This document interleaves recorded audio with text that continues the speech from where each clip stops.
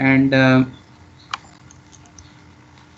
two things of interest to us in that whole exercise was, number one, stress, and number two, deflection. And there were different kinds of problems. For example,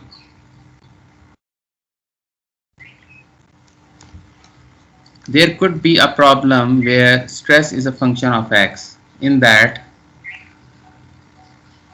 you have a certain force at a certain distance x, and you have an area which is also a function of x. Examples being something like this. Area keeps on changing. It's not a constant thing. So wherever you want to calculate the stress, whatever point it is that you want to calculate the stress, you have to then take the area of that point. Here it would be area 2, here it would be area 3. So you have to be careful which point you are talking about. The other thing being the loading. Loading is also a function of x here. That means some kind of continuous load is acting here. So it's not just a matter of some load here and some load here, but some loading is continuously acting, so that when you cut it here, you get a different value of P. You cut it here, you get a different value of P.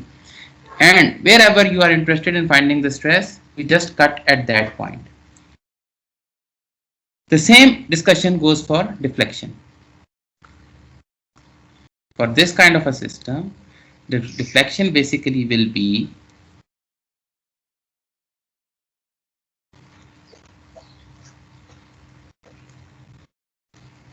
an integral from 0 to L, total length L, and because P is changing everywhere, A is changing everywhere, so what we do is we take a small disk, thin disk, length dx, and change in length, that is d delta, will be basically this. But we are interested in total change in length over the whole of length, so we integrate it from 0 to L. Now this, obviously these two formulas I'm showing in orange now, this one formula, this second formula, these are most general purpose formulas. सबसे difficult situation भी में भी ये चलेंगे, P change हो रहा है, throughout change हो रहा है, A change सब कुछ हो रहा है. But there are obviously cases where you don't need to use these, जहाँ पे area change नहीं हो रहा, जहाँ पे P is not a function of x, continuous function नहीं है, step function है, यानी this kind of a problem, यहाँ P लग रहा है, यहाँ दूसरा P लग रहा है, so you cut here is different P, but you cut here is a different P, but in between these two sections जहाँ पे भी कट करने हैं एक ही P है, so यहाँ पे आप वो summation वगैरह करके तो PL over AE वाला formula use करते हैं. And similarly for stress, you don't need now P as a function of x, but simply P over A wherever you cut it. So this is just an overview. Now we start today's lecture. Today we want to talk about two things basically. Number one, first is the principle of superposition. This is a very basic principle, very useful principle. Principle of superposition. And then I'll talk about some statically indeterminate problems. ठीक है? अभी तक आपने जो कुछ किया है statically determinate है, statically indeterminate problems हम अब करने लगे हैं, and we are going to use superposition there also, but superposition is a topic in its own right as well. इसको वैसे भी देख लें, हमने आगे भी बहुत यूज करना है इसको, but immediately भी इसको यूज करना है. Now what is superposition principle? Superposition principle states that, for example, I'll give you a diagram first, and then we discuss on that basis.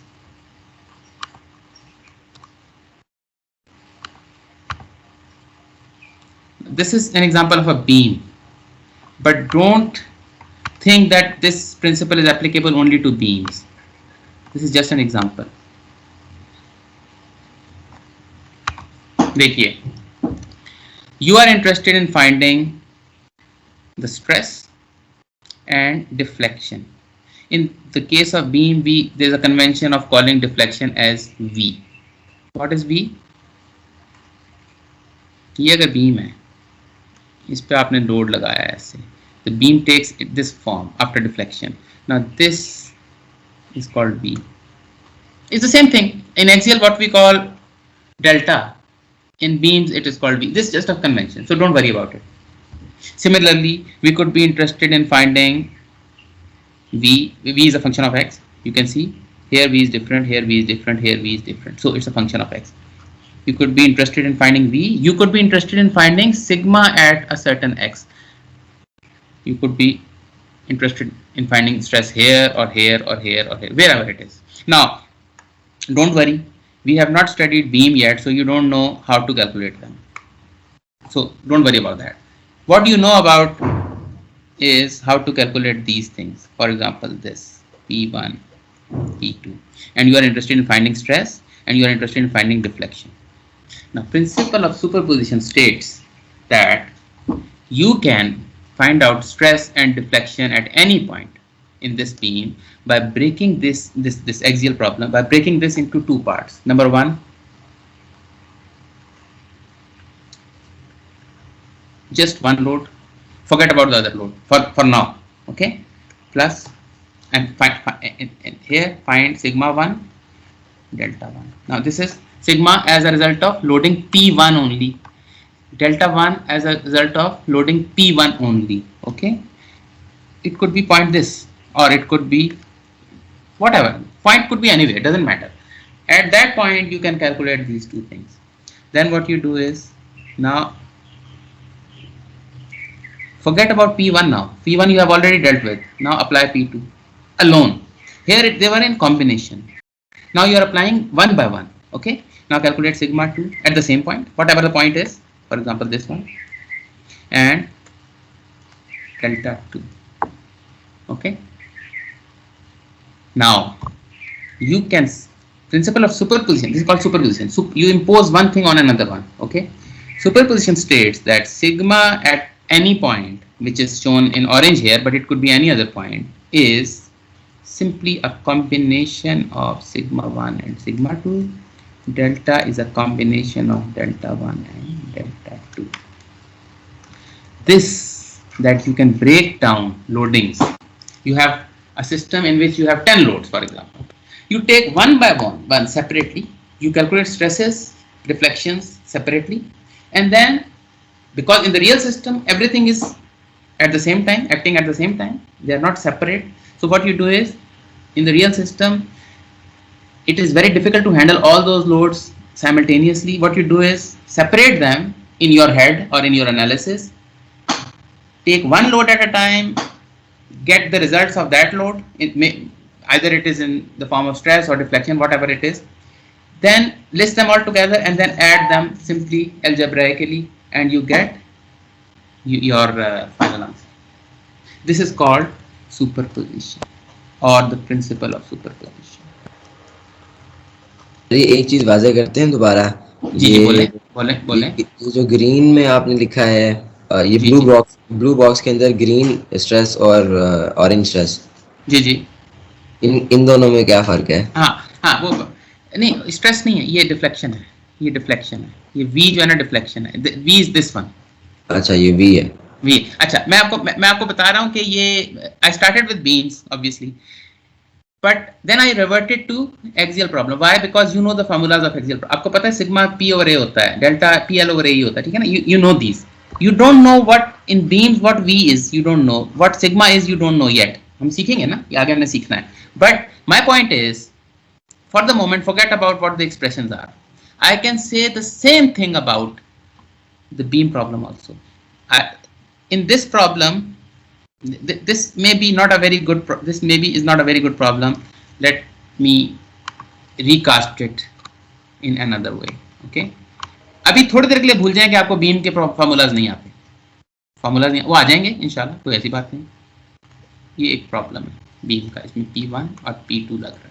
You are interested in finding stress here and deflection at this point. Okay.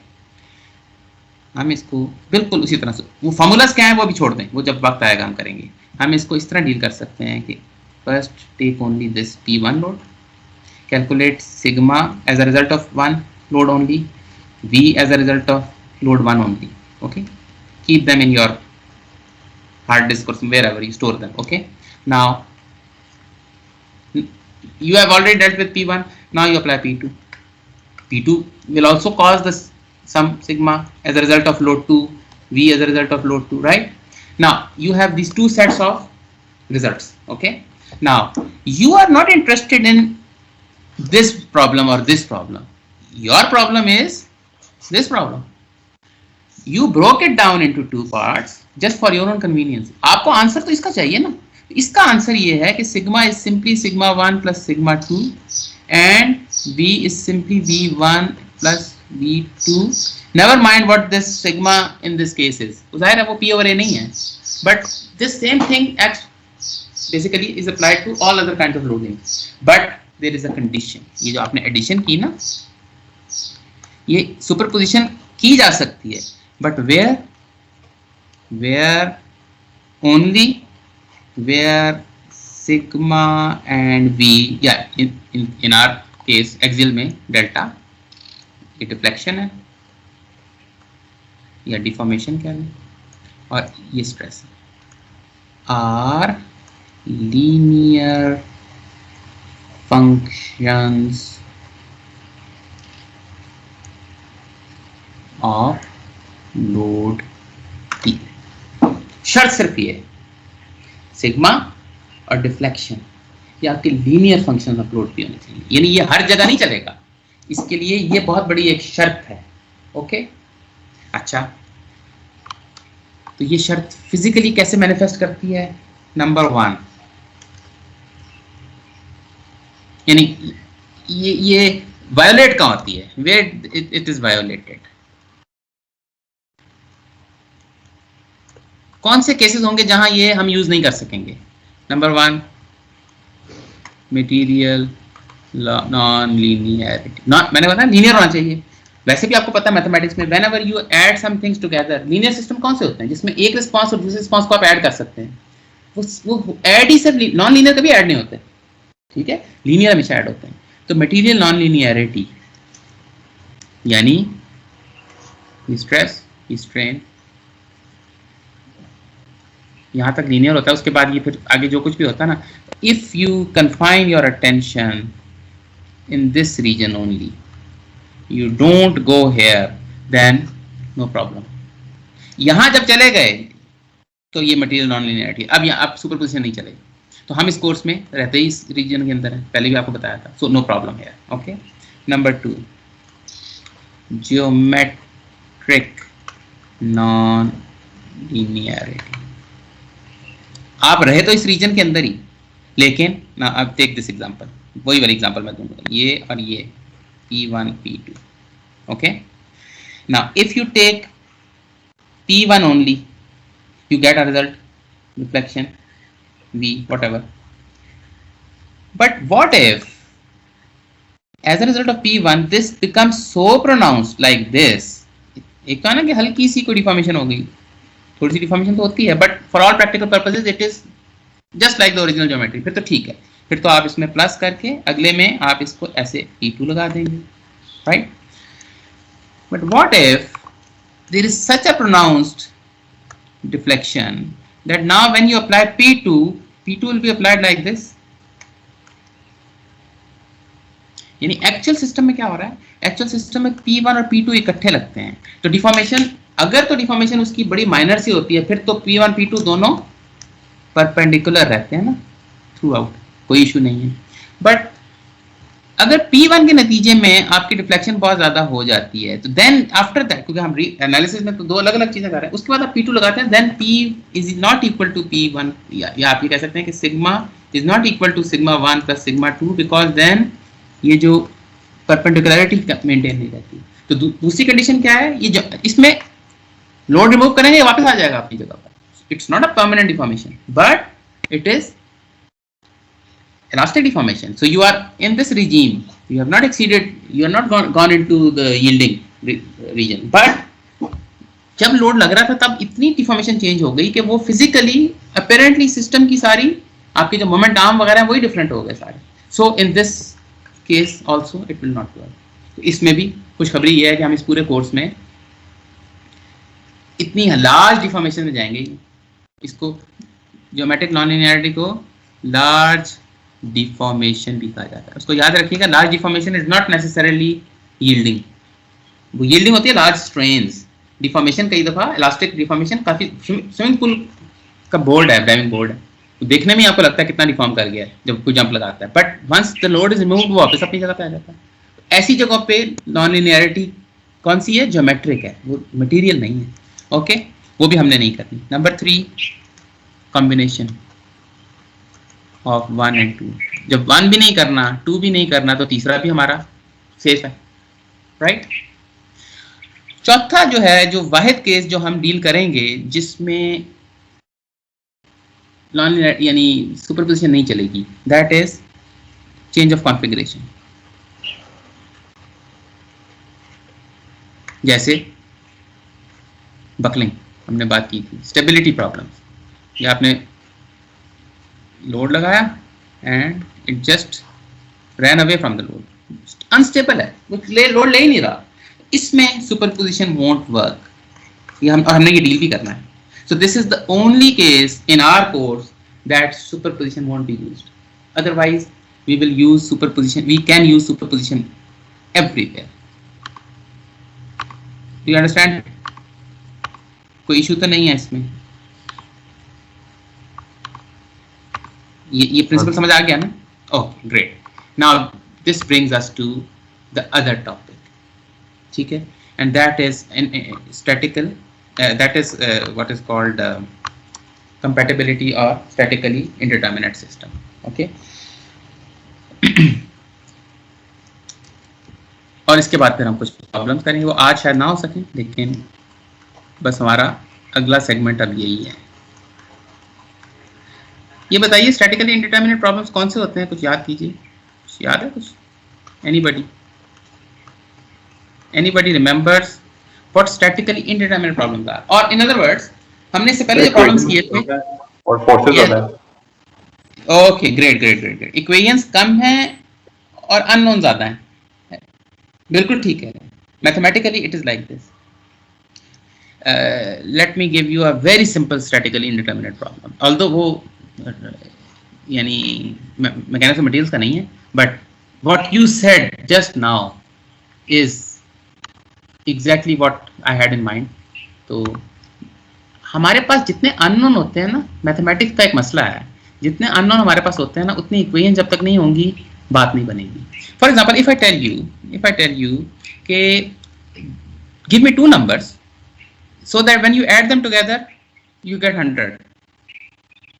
ठीक है, तो इसकी equation मैं अगर लिखूँ ना, तो x1 एक नंबर x है अननोन, एक x2 इज इक्वल टू 100. यही इक्वेशन बनती है ना. Now problem is I have 2 unknowns and I have just one equation. Can I solve it? In other words, I can solve it, but I can solve it so many times. I could have infinite number of solutions for this. No one unique solution. यानी 199 ये भी 100 देता है, yes. 298 भी 100 देता है, 397 भी 100 देता है. और अगर मैं 1.0001 पे चला जाऊं तो ये you understand, infinite answers. It means there is no correct answer. इनमें से सारे आंसर ही ठीक हैं, तो इसका मतलब कोई भी ठीक नहीं है. सही है. सो स्टैटिकली इंडिटरमिनेट प्रॉब्लम्स में जो इशू बनता है वो ये नहीं है कि आप सॉल्व नहीं करते. इशू ये है कि you can solve it in so many ways, you don't know which is the correct one. So how will I reach one correct answer? How? If I give you one more equation. अगर मैं कहूँ add करने से 2 नंबरों को 100 आए और दोनों को माइनस करने से 10 आए, फॉर एग्जाम्पल, अब यूनिक वन आंसर है. अब ये सारे आंसर गलत हैं, सिर्फ एक आंसर करेक्ट है, and that is 45 and 55. x1 is 45 and x1 is 55, x2 is 45. Because क्या हुआ?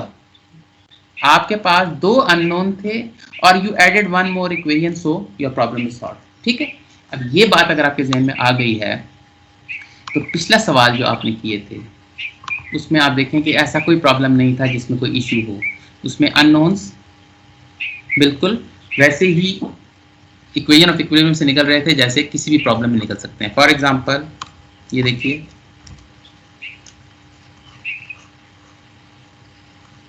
ये पी लोड लग रहा है, तो this is unknown, right, but very easy, you cut it off and you say this is p, so what is this, summation of forces in x direction 0, so let's call it x minus x plus p is equal to 0, p is equal to x is equal to p. Solved. Why? One unknown and one equation, no issue. Now look at this problem. अब मसला पैदा होना शुरू हो गया ना, ये p लग रहा है, you have wall on both sides. Now free body diagram, cut it, ये P तो अप्लाइड है, ये वॉल इस तरफ देगी, लेट्स कॉल इट x1, और इस दूसरी वॉल भी तो कोई ना कोई रिएक्शन देगी x2. Now the issue is the equation is still 1, minus x1 minus x2 plus p is equal to 0. ये तो ठीक हो गया equilibrium equation, but the issue again is you have just one equation, there is no other equation. ठीक है, तो ज्यादा से ज्यादा most you can say is x1 plus x2 is equal to p. वही वाला सवाल जो p नोन है. Now x1 and x2 can take millions of combinations to satisfy p, but which is the correct one? So you need one more equation, right? You understand this? ये है issue. ठीक है, इसमें हमारा एक चीज आती है, उसको हम कहते हैं compatibility. ठीक है, और compatibility जो है वो हम अभी डिस्कस करने वाले हैं. ठीक है, statically determinate problems always will be done using compatibility. अब ये देखिए इशू क्या है. You need additional equation या equations. 2 अननोन है और एक इक्विलिब्रियम इक्वेशन है for example, then you need plus 1 equation. 3 unknown है और आपके पास एक इक्वेशन है इक्विलिब्रियम की, तो then you need 2 more. You need to match your unknown with your number of equation. अच्छा, और फिजिकली स्पीकिंग, बस ये लास्ट पॉइंट है, इसके बाद मैं आपको प्रॉपर एग्जांपल से बताऊंगा. Physically speaking, the moment a support comes then there is an unknown come. इस केस में एक सपोर्ट थी तो एक ही अननोन था, इस केस में 2 सपोर्ट आ गए, 2 अननोन हो गए. इसका मतलब जैसे जैसे सपोर्ट्स बढ़ती जाती है ना तो प्रॉब्लम्स बढ़ते जाते हैं, राइट. अच्छा, अब ये देखिए, टेक दिस प्रॉब्लम, वही जो मैंने अभी आपको बताया, P है, right, and this is point A, this is point B, this is point C. ये अगर problem, if this problem was like this, it's piece of cake. It's a statically determinate problem. You just calculate this reaction which is equal to P, problem solved. Now issue in this problem, like I said before, is that you have P applied, this is known. Now here you have force FB and here you have force FA. Equilibrium equation, you still need equilibrium equation, that is minus FA minus FB is equal to P, right? Or in other words, minus FA minus FB plus P is equal to 0, and in other words FA plus FB is equal to P. ठीक है, हमें ये तो पता है कि FA and FB add up to P, otherwise there will be no equilibrium. But now you need to find out, for example, stress here. You need to find out stress here. तो इसको cut करेंगे तो FB की क्या value, FA की क्या value, you don't know, because FA FB can have millions of combinations to get P. So this is the problem. You need one more information. Where does that information come from? That information comes from kinematics or compatibility.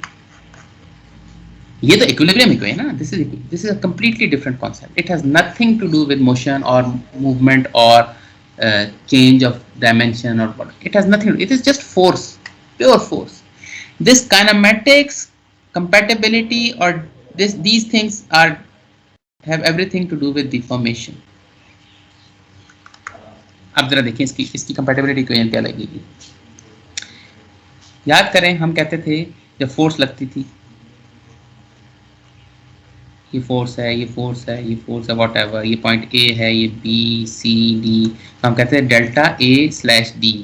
याद है ना आपको? वो ये था कि point A का motion with respect to point D, ये इसका मतलब ये है.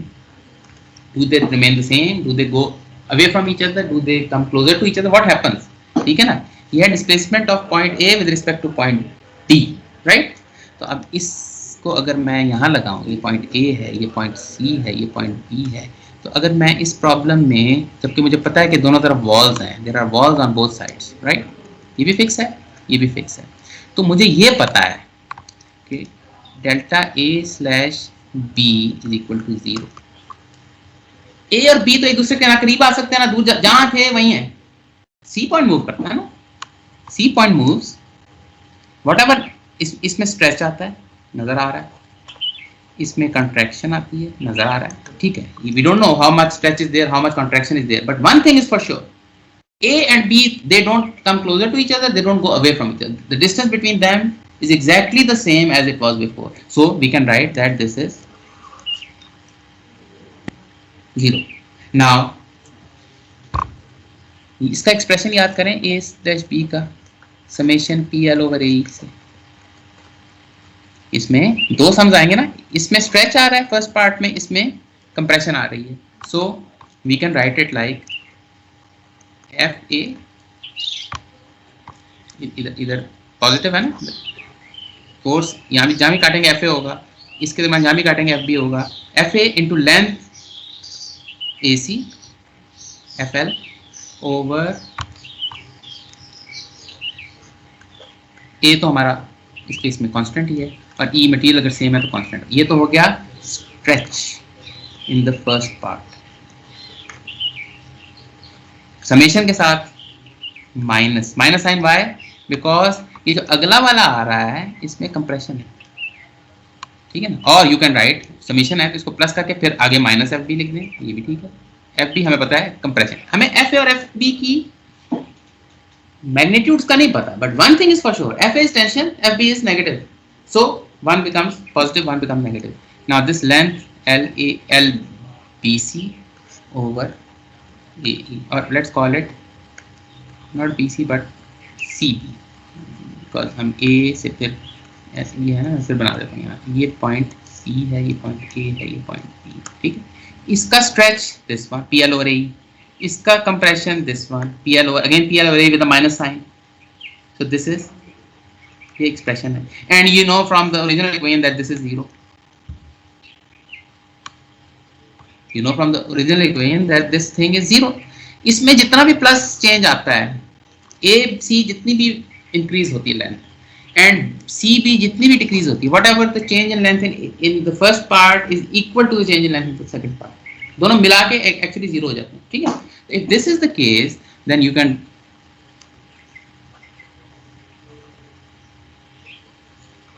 F A L A C over AE minus FBLCB over AE is equal to 0, and then you have AE cancels because on the right hand side there is 0. LAC minus FBLCB is equal to 0. Now LAC is known, physical cheese hai, LCB is known, so you have a number something x1 FA minus again number x2 fb, ये known है, is equal to 0. this is your second equation. एक तो आपके पास equation थी ना, fa plus fb is equal to p, this was the equilibrium equation, this was one equation. ये वही है, दो नंबर को ऐड करें 100 आता है, x1 plus x2 is equal to 100. ठीक है, अब दूसरी इक्वेशन कहाँ से आई? कंपैटिबिलिटी से, कि f1 lac minus fb lbc is equal to 0.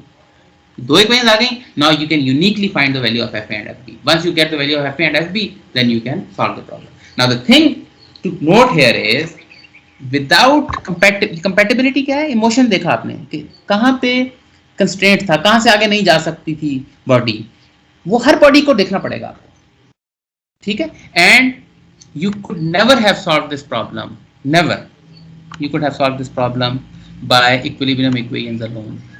Do you understand this point?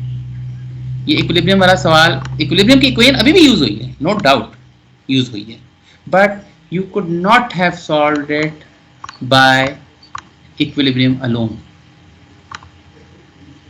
Do you understand the problem? यानी ये कॉन्सेप्ट समझ आ गया? Yes sir. व्हाइट बोर्ड पर ऊपर करेंगे जहाँ पे ओके ओके ओके, कहाँ तक जी? जहाँ पे वो एफ और पी वगैरह था, बस वहाँ देखना है। हाँ ये देख लें। अच्छा सर, हम ये जो deformation A B equal to 0 कर रहे हैं जी जी, उसके अंदर फिर सी वाला पार्ट किस तरह आया? कौन सा पार्ट कैसे आया? लाइक हम देखें ना, जो नीचे भी हमने कोई इक्वेशन बनाई है, फिर like F minus F B L C B, तो अगर हम ए बी की कर रहे हैं तो उसके अंदर वो वाला पार्ट क्यों है, सी बी वाला? हाँ वो इसलिए कर रहे हैं, हाँ बिल्कुल, very good question. A B का कर रहे हैं, यानी यहाँ से लेके यहाँ तक कर रहे हैं, तो इसमें दो पार्ट आएंगे ना, एक ये ए सी वाला पार्ट जो एक्सटेंड हो रहा है, और एक वो मैं ऊपर वाली रेड वाली डायग्राम देख रहा था, ठीक है। अच्छा नहीं ये तो और ये इस प्रॉब्लम का नहीं है, we are talking about this problem. वो मैं तो दो आएंगे ना, तो एक ये नेगेटिव है, ये पॉजिटिव है, राइट? जी सर, ठीक हो गया ना। अच्छा अब ये देखिए, मैं आपको ये सवाल, तो मैं क्वेश्चन तो 3-4 मैं आपको कराऊंगा, but my concern here is basically that there are so many different types of questions that I cannot give you an overview of every kind of question. Compatibility हर तरह की होती है। For example, मैं आज आपको सिर्फ compatibility equations आपसे मैं जरा डिस्कस करना चाहता हूँ, 2-3 टाइप्स, ठीक है। Although ये एग्जॉस्टिव लिस्ट नहीं होगी, there could be any number of compatibilities, ठीक है, लेकिन कुछ मोटी मोटी टाइप्स है ना, तो हम उसको हम करना चाहते हैं। जरा मैं आपको दिखाना चाहता हूँ कि क्या क्या कुछ दुनिया में कंपैटिबिलिटी, किस किस्म की चीज़ें आपके पास आ सकती हैं, ठीक है। तो फर्स्ट टेक 2 एग्जांपल्स, ठीक है, अभी तीसरी चौथी भी आ जाएंगी। नाउ दिस प्रॉब्लम इसको इंशाल्लाह नेक्स्ट टाइम कर लेंगे, ये तो 5-5 मिनट के प्रॉब्लम जाएंगे। If you understand the concept तो आगे कुछ करना नहीं है बेसिकली, ठीक है। Take this problem, this is very similar to the problem that I discussed earlier, जो अभी एक में प्लस था एक माइनस में, ठीक है। ओनली डिफरेंस हेयर बीइंग, अब आप एक नोट करें बात कि इसमें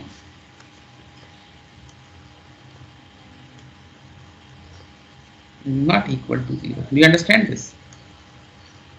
अगर ये वॉल इधर जुड़ी होती, ये गैप है ना, 0.15 का गैप इधर नजर आ रहा है, नजर आ रहा है ना 0.15 का गैप,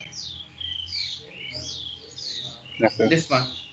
अगर ये गैप ना होता, थोड़ी देर के लिए इमेजिन करें, जो ऊपर वाला प्रॉब्लम था उसमें गैप नहीं था, उसमें उस प्रॉब्लम में delta A C is equal to 0, that means A और बी में तो स्ट्रेच आएगा, A B will be positive, B will move away from A, B will move towards C, so B और C कंपैरिजन आएगा, A और B के अंदर tension आएगी। इन दोनों चीजों को ऐड करेंगे तो अगर गैप ना होता तो 0 आंसर है right hand side, right. But in this question there is a gap there, so in this case delta AC is equal to 0.15, ये तो ठीक है ना, 0.15 होगा ना, हो सकता है, ठीक है ना, अगर प्रोवाइडेड कि ये P इतनी ज्यादा फोर्स लग रही है कि ये 0.15 कवर हो जाए। अगर 0.15 कवर ही नहीं होता as a result of P, फिर तो ये D वाली वॉल हो ना हो हमें क्या फर्क पड़ता है। Let's say this point P force is so small that the deflection at point C is just equal to 0.1 millimetre for example, हो सकता है ना। तो फिर तो अगर 0.15 से कम उसकी डिफ्लेक्शन है पॉइंट C की, तो फिर तो that wall doesn't even exist for our purposes, right. फिर तो ये स्टैटिकली डिटर्मिनेट प्रॉब्लम ही है। लेकिन प्रोवाइडेड के P इज लार्ज इनफ, और ये हम चेक करेंगे, अगली बार मैं क्लास को कराऊंगा, हम चेक करेंगे। Provided P is large enough that it point C touches point D, तो उस सूरत में अगर टच हो गया तो फिर तो कंपैटिबिलिटी इक्वेशन आपके पास ये है ना, AC is equal to 0.15।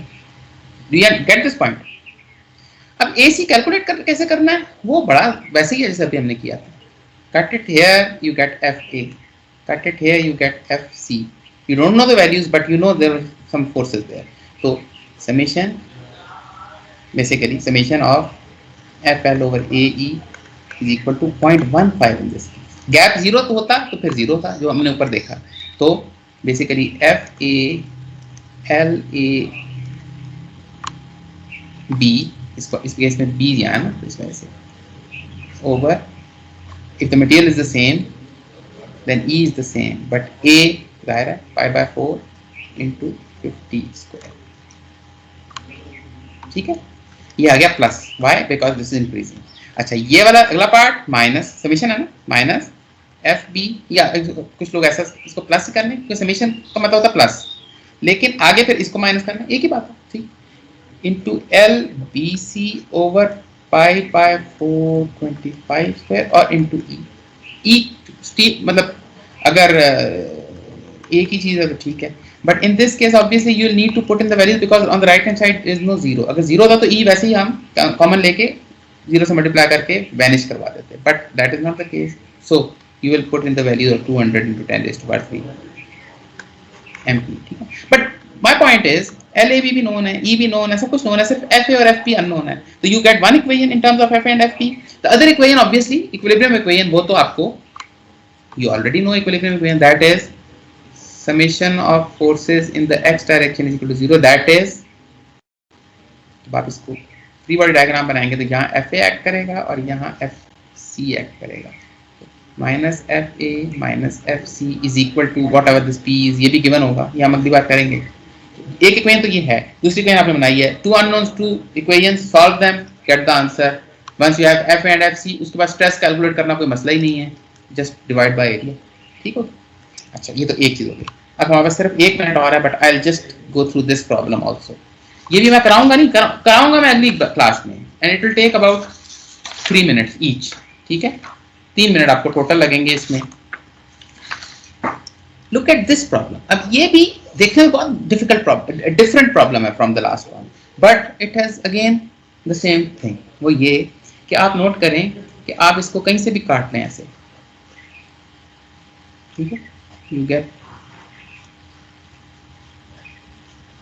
this. यहाँ पे 4 स्टील के रॉड्स लगे हैं. रीइंफोर्स्ड कंक्रीट का नाम सुना है, ये कंक्रीट है और अंदर स्टील के सरिये लगे हुए हैं 4. ठीक है, तो सरिये थ्रू आउट जा रहे हैं अंदर. ठीक है, अब you apply force of 800 kilo Newton है.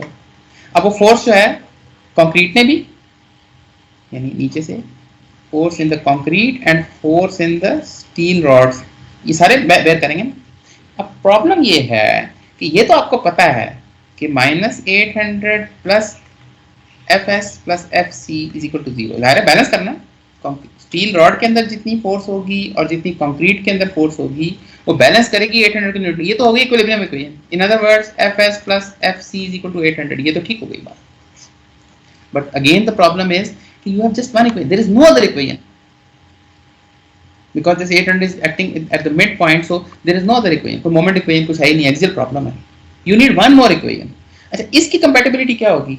इसकी compatibility बहुत different है पिछली वाली compatibility से.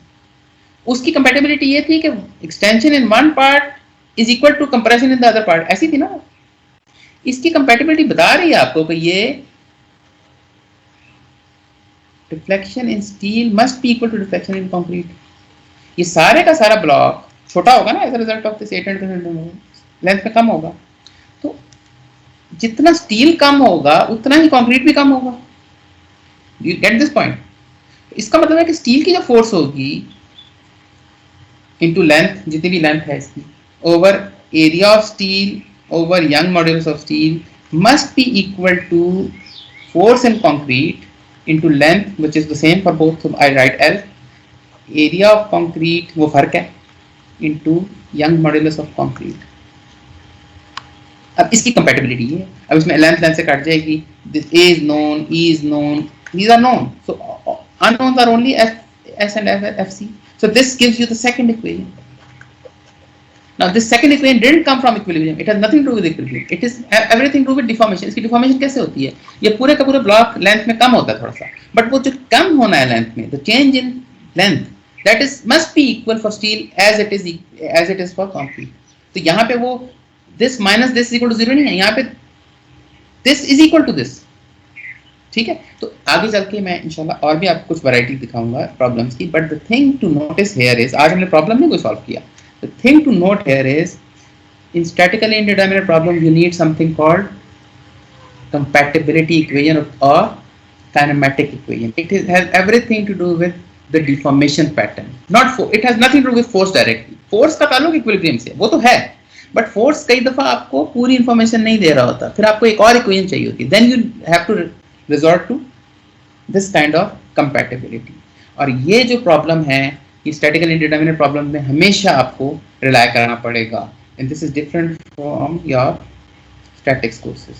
Statics courses में चूंकि हम डिफॉर्मेशन को मानते ही नहीं थे उसमें, तो हम उसमें तो बस इक्विलिब्रियम से गुजारा चलाते थे। यहाँ हमें चूंकि डिफॉर्मेशन का पता है, it is small deformation but it is there, so very very real, so we use that.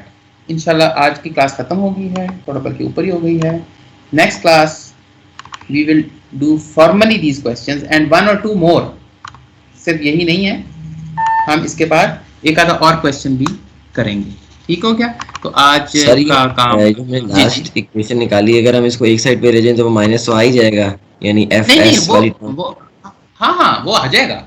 वो तो देखे ना, वो इक्वेशन तो मैं कुछ भी करके उसको कुछ भी वो तो मैं इक्वेशन को दोनों तरफ किसी चीज से मल्टीप्लाई कर दूं, कुछ और बन जाएगा। माय पॉइंट इज थिंकिंग, इसको उस फॉर्म में लिखा जा सकता है, यस, बट थिंकिंग क्या है? उसकी थिंकिंग ये थी कि एक का increase is equal to the decrease of the other, यही थी ना। ये दोनों तरफ से फिक्स है, तो एक पार्ट अगर इंक्रीज होगा तो दूसरे पार्ट में डिक्रीज उतना आना ही चाहिए। तो थिंकिंग ये थी। वो अलग बात है कि हमने उसको लिखा, उसको भी हम उस साइड पे ले जाते तो इक्वल हो जाते, बट वो बिल्कुल डिफरेंट। यहाँ हम कह रहे हैं कि एक का इंक्रीज, एक का decrease is equal to the other decrease, same thing. वो तो इत्तेफाक की बात है ना कि वो जब आप उसको उस फॉर्म में लिखते हैं तो तकरीबन वही फॉर्म आ जाती है। That is just a matter of आप कह लें कि चांस। अदरवाइज जो आपका काम है ना, वो आपने देखना, इसमें आपने विजुअलाइज इसमें ये करना होता है कि एक्चुअल डिफॉर्मेशन पैटर्न बनेगा क्या, ठीक है। You have to take care of that thing, you understand it? जी सर, ठीक है। हाँ, तो हम इंशाल्लाह, ये तो अभी तो आपको सिर्फ फ्लेवर देना था ना, हम इसको फॉर्मली मैं एक एक क्वेश्चन आपसे इंशाल्लाह करवाऊंगा और फिर हम इसको डिस्कस करेंगे, ठीक है। तो लेकिन फिलहाल हमारा आज का काम इतना ही था, ठीक है। तो let me stop the recording.